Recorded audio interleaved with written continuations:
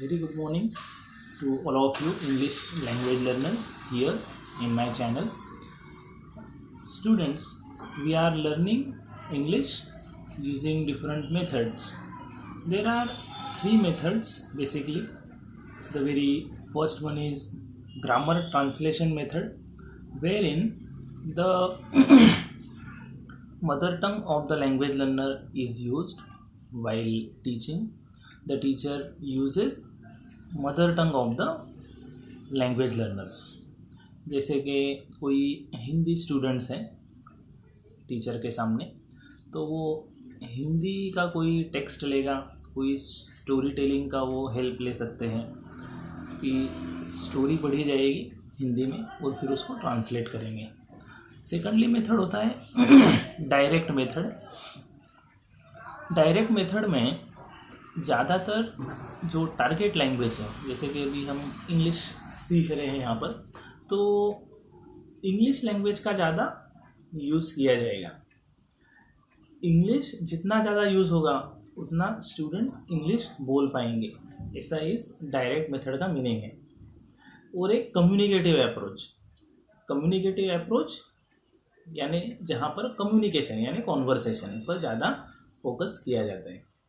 तो आज ये जो वीडियो में लेकर आया हूँ वो रीडिंग कॉम्प्रिहेंशन पर लेकर आया हूँ. हमने पार्ट्स ऑफ स्पीच देखा. इस चैनल पर आपको मेजॉरिटी ऑल बेसिक ग्रामर के टॉपिक्स आपको मिल जाएंगे. तो पार्ट्स ऑफ स्पीच जब हमने पढ़ा, at that time also I have gone through the topic like reading comprehension. Reading comprehension is very important exercise while learning English language, क्योंकि reading is one of the fundamental stage in any language learning. कि जब आप reading करते हो तो एक focus आपका बढ़ता है. Reading is appreciated because when you read you not only go through different language structures but also you improve your word building, you improve your knowledge. इसीलिए न्यूज़पेपर रीडिंग भी बताया जाता है. बहुत जल्दी मैं एक न्यूज़पेपर रीडिंग सीरीज़ भी आपके सामने रखने वाला हूँ इसी चैनल में, तो बने रहिए इस चैनल पर. और अब तक अगर आपने सब्सक्राइब नहीं किया है तो subscribe this channel. Definitely you will find quality content in this channel. तो come to the point today, reading comprehension. कि रीडिंग कॉम्प्रिहेंशन क्या है इस पर मैं एक डिटेल में बताऊंगा आज. कि कॉम्प्रिहेंशन यानी एबिलिटी टू अंडरस्टैंड.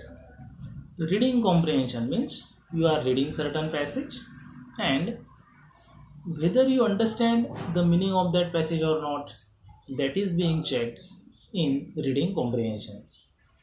5th से लेके 10th स्टैंडर्ड तक ही नहीं तो 11th, 12th, even in some competitive exams like MPSC, UPSC या तो कोई कंपनी में अगर आप अप्लाई कर रहे हो तो वहाँ पर भी कुछ एक मल्टीनेशनल कंपनीज में रीडिंग कॉम्प्रिहेंशन दिया जाता है.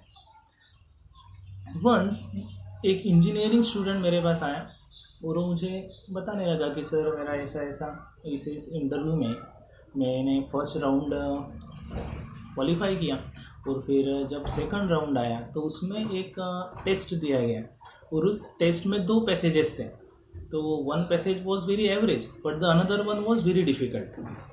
तो डिफ़िकल्ट इन द सेंस कि वो उसे डिफ़िकल्ट लगा, ठीक है ना. तो उसके कुछ एक फ्रेंड्स ने वो क्वालिफाई किया and they join the company. तो रीडिंग कॉम्प्रिहेंशन पुअर का मीनिंग क्या होता है कि रीडिंग कॉम्प्रिहेंशन पुअर है यानी लैंग्वेज पुअर है, आपका वर्ड बिल्डिंग पुअर है. इसीलिए आपको वो जो पैसेज दिया था उसका मीनिंग समझ में नहीं आया and therefore you were not able to solve the questions given below. Reading comprehension में एक पैसेज दिया जाता है, शॉर्ट पैसेज 10 to 12 लाइन्स का. वो कोई भी एक स्पेसिफिक प्रॉब्लम से रिलेटेड हो सकता है.